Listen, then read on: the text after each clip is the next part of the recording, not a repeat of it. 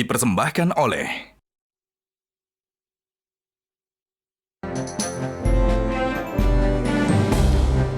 Kembali bersama kami di Live Event Indonesia Memilih. Pemirsa, Presiden Joko Widodo meminta seluruh pihak jangan teriak curang dan langsung melapor ke Bawaslu jika punya dugaan kecurangan Pilpres 2024. Menurut Jokowi, setiap TPS sudah dilakukan pengawasan berlapis, mulai dari saksi, setiap paslon, caleg, hingga partai.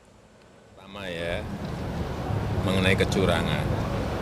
Caleg itu ada saksi di TPS. Partai ada saksi di TPS. Capres, cawapres, kandidat ada saksi di TPS. Di TPS ada Bawaslu. Aparat juga ada di sana. Terbuka untuk diambil gambarnya. Saya kira pengawasan yang berlapis-lapis seperti ini akan menghilangkan adanya kecurangan. Tapi kalau memang ada betul, ada mekanisme untuk ke Bawaslu, mekanisme nanti persidangan di MK, saya kira sudah diatur semuanya kok. Jadi janganlah teriak-teriak curang. Ada bukti langsung bawa ke Bawaslu, ada bukti bawa ke MK.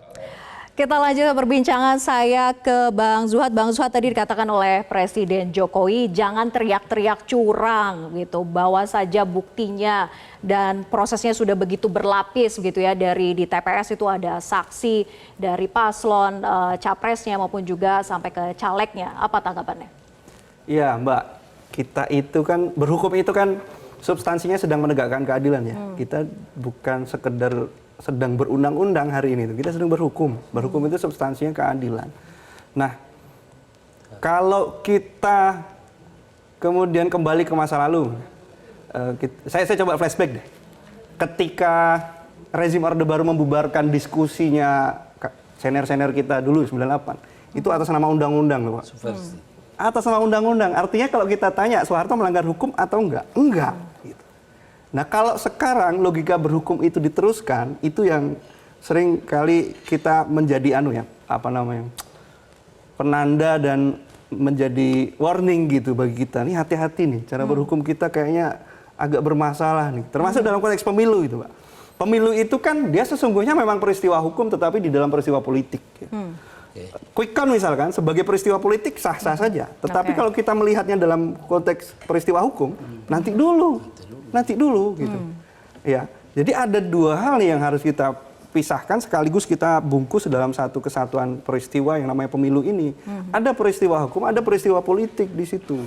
Nah, itu loh yang harus kita pahami bersama Mbak, bahwa kita itu tidak hanya sekedar sedang menjalankan undang-undang gitu, tapi ada substansi suara rakyat yang sedang kita bawa. Artinya gitu. bahwa ketika memang sudah menjalankan aturan, ada berlapis di situ untuk terkait dengan pengawasannya, tetap saja begitu ya, potensi kecurangannya tetap ada, celah itu ada. Ya, dalam konteks ini saya ingin bilang begini, saya yang dikatakan Bang Fritz tadi benar gitu. Penyelenggara pemilu kita sudah berat nih pekerjaannya. Sudahlah berat di data Bawaslu tadi Konpres dia bilang menemukan ribuan penyelenggara pemilu yang diintimidasi gitu. Intimidasi hari ini dalam pemilu ini tidak hanya terjadi pada pemilih, tapi pada penyelenggara pemilu datanya.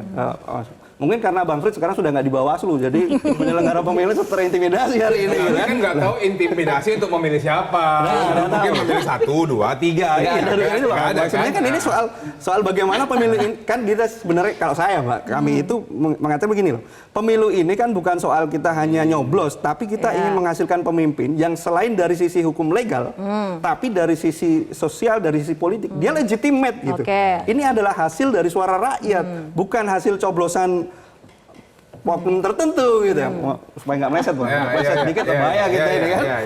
Nah gitu, lalu misalkan kita lihat tunjukkan deh, segala, tadi saya ulangi, tadinya kita mau husnudon nih Mbak, barangkali ini sistem error, human error juga terjadi gitu, tetapi lihat deh gitu, cek, misalkan ada suara tercoblos, mayoritas tercoblosnya ke nomor berapa? Cek di lapangan itu. Kalau ini human error Bang, mestinya dia random dong. Tapi kan ini enggak. Kok lihat saya kan juga ada yang tercoblos untuk nomor 3 juga ada. Iya, tetapi persentase. Misalkan Sirekap tadi. Sirekap itu tadi sore kita persentase misalkan. Persentasenya itu yang Sirekap yang berbeda di 01 itu jumlahnya kira-kira 16%. yang tercoblos di 03 sama belasan persen. Tetapi yang tercoblos di 02, saya ralat, bukan tercoblos. Yang sirekapnya itu berbeda dengan C. Penggelembungan hasil. suaranya. Iya, itu di 02 angkanya sampai 60% Bang yang kita temukan tadi sore itu. Nah kalau begini gimana coba? Kita mau bilang husnuzon, faktanya begini. Oke, mau husnuzon tapi faktanya begitu. Saya ke Bang Servasius. Bang Servasius, tadi dikatakan oleh Presiden Jokowi bahwa saya kira pengawasan yang berlapis-lapis seperti ini akan menghilangkan adanya kecurangan. Nah, dikatakan bahwa sesuai aturan sudah berlapis, saksinya, pengawasnya begitu ya, harusnya tidak ada lagi celah kecurangan ya. Dikatakan begitu. Apakah patut Presiden berkomentar soal kecurangan yang terjadi di pemilu? Kalau melihat apa yang dikatakan Pak Presiden tadi sore, soal patut dan tidak patut itu relatif. Tetapi sebagai negarawan itu tidak bijak. Kenapa? Karena hari ini publik, terutama kubu dari paslon 1 dan 3 lagi menyoroti dugaan kecurangan dari 02. Di mana 02 itu irisannya dengan presiden karena ada anaknya di situ. Jadi kalau hari ini Pak Presiden mengatakan demikian, Pak Presiden sangat tidak bijak dan tidak menjaga sensitivitas rakyatnya. Sangat tidak bijak itu. Di kondisi sekarang tidak tepat Presiden Sangat berkomentar tidak demikian tepat. ya. Itu kan orang akan memberi pesan, oh berarti memang Presiden benar-benar membela. Ini kan dinamika. Jadi ada Presiden temuan-temuan. kapasitasnya sebagai Presiden atau kapasitasnya sebagai bapaknya Gibran? Ya kalau melihat pernyataan tadi itu sebagai pendukung 02. Kan tadi yang nanya ada wartawan, Pak. Kalau seandainya wartawan yang nggak nanya gimana? Ya kalau wartawannya tanya, ya jawabannya kita serahkan. Pada KPU atau Bawaslu. Karena apa? Hari ini yang disoroti itu adalah dugaannya kepada 02. Dugaan ya Bang ya. Ya, Itu. bisa dimengerti, Jadi Bang. itu akan memperkuat ya sanksi sosial dari publik kepada yang sangat kita sayang dan kita hormati, Bapak Presiden kita. Jangan sampai beliau meninggalkan legasi yang tidak baik dalam kehidupan yang berdemokrasi. Kenapa? Karena beliau merupakan presiden yang lahir dari rahim reformasi. Artinya beliau punya moral obligation, kepatuhan moral untuk menjaga. Beliau dipilih secara demokratis, beliau memimpin selama 10 tahun, hampir 10 tahun, begitu baik dengan dinamika demokrasi yang sangat edukatif, transformatif. Tapi hari-hari ini publik mulai ragu. Apakah ini keaslian Jokowi yang sebenarnya? Akhirnya orang mulai berpikir, oh yang kemarin itu pura-pura.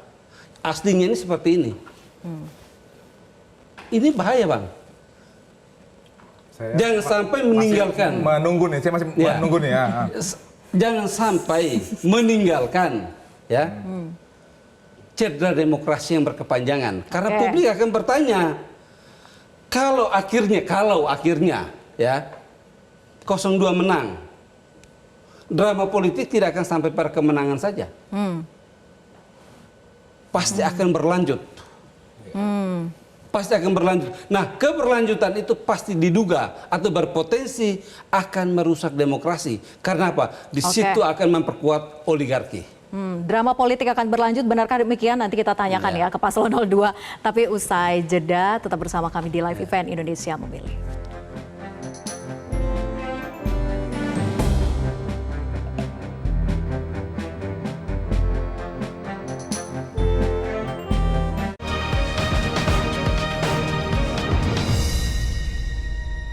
Dipersembahkan oleh